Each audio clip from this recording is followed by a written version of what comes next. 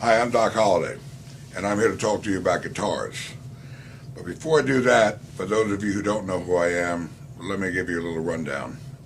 I'm a record producer, studio owner, and also head 2 international publishing companies, plus I have the controlling interest in Mega International Records, a worldwide distributed label.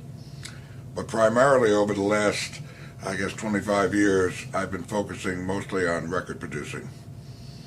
I have been honored to have 17 Telly Awards for music videos, 2 Epics Awards for music videos, over 40 first-round Grammy entries, and throughout my career I have charted over 600 records, with 100 of them hitting the #1 spot on various charts around the world. During my career I've been fortunate enough to be the only record producer in the history of the record industry to grace the cover of Cashbox magazine. I've also been on the cover of Billboard and Record World. And in the year 2011, I managed to produce Doug the Raging Cajun Kershaw, a full album on him, the Kentucky Headhunters, Becky Hobbs, Ricky Lynn Gregg, Jeffrey Steele, Bob Marley's Wailers, and the list goes on and on and on. But that's enough about me.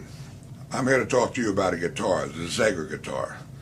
I know you may not have heard the name before, but trust me, once you pick one of these things up, you'll never forget it. When I'm producing a record, I like to get the biggest sound I can get.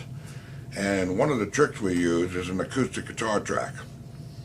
And over the years, we have been using Martin, Takamine, Yamaha, Ovation, and they're all great guitars. However, a lot of times we'll have to make 3 or 4 passes to get the guitar sounding really fat. Well, just recently we had a recording session and I was producing Doug the Raging Cajun Kershaw and also the Kentucky Headhunters, Becky Hobbs, and a guy called Doug Dillard at Quad Studios in Nashville.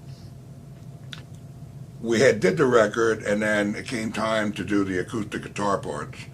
And my guitar player, Dale Herr, started to lay down a track, and I noticed that it was really full sounding.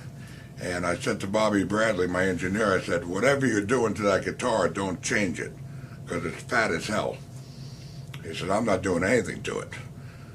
So we stopped the track, and I called Dale in, and he came in, and I said, how do you have that guitar set? This thing is really, it's huge sounding. He says, a different guitar. I said, well, what is it? He said, a Zager. I said, what the hell is a Zager? So that was my introduction to the Zager guitar. Anyway, it was so fat that we didn't have to do multiple takes. We only did 1 take on it, and it was so broad and big, we left it just like that. So this is the guitar, the Zager. And it's just unbelievable. The first time I used it, from that point on, I said, we'll never use another guitar in the studio for acoustic guitar parts. It's electric and it's acoustic and it's big sounding. But the beauty part of the guitar is the touch of it. You just touch it and it comes out, it's just there. It's a good sounding guitar. And I swear by it. And I told my guys in the studio, we're never going to use another guitar for acoustic guitar parts other than this Zager guitar. So for what it's worth, you guitar players out there, if you want the best you can possibly buy, this is it. And I had never heard of these people before, but I sure won't forget them now. Look at some of my albums, and you'll see on the back that on every album we give credit to this guitar, the Zager guitar. I know you may not have heard the name before, but trust me, once you pick one of these things up, you'll never forget it.